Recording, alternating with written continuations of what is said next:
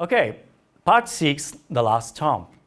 Copernicus was buried in Fromburg Cathedral in Poland, but in unmarked grave.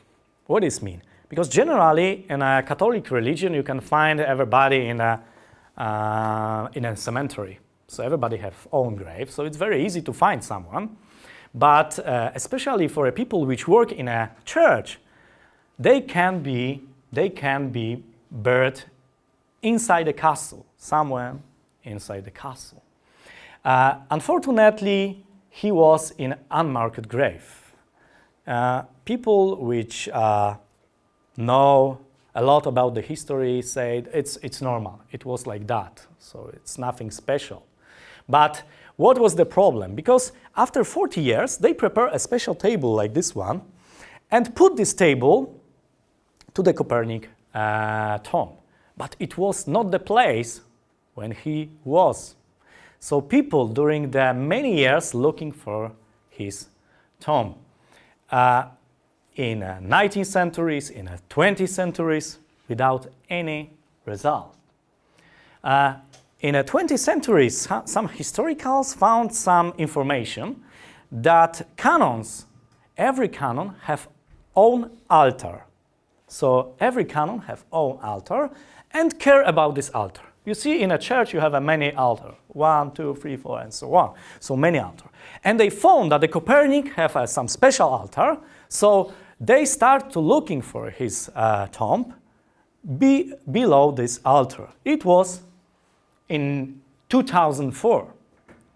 So team from Poland, led by Jerzy Gąsowski, began a new search. And in August 2005, after scanning beneath the cathedral floor, they discover what they believe to be Copernicus' remains. Obviously, you can ask, okay, but it was a grave with many people inside, so how to discover that it's Copernicus? What are you looking for? So first point, Copernicus had 70 years when he died. So it was unusual, completely unusual in this time, because people not lived as long time in this time. So it was the first point. And the second point, which everybody know now, is DNA test.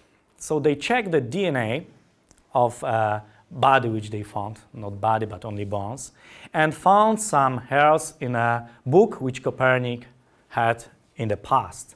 And they proved that DNA is exactly the same.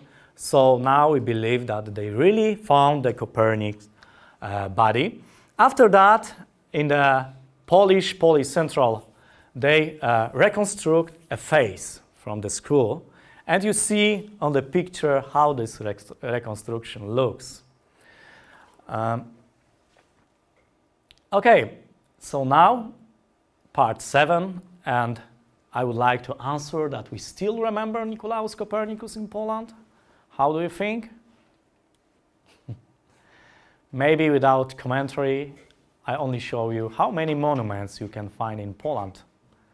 So in Warsaw, in Wrocław, in Krakow, Toruń, Olsztyn, and this one is very special.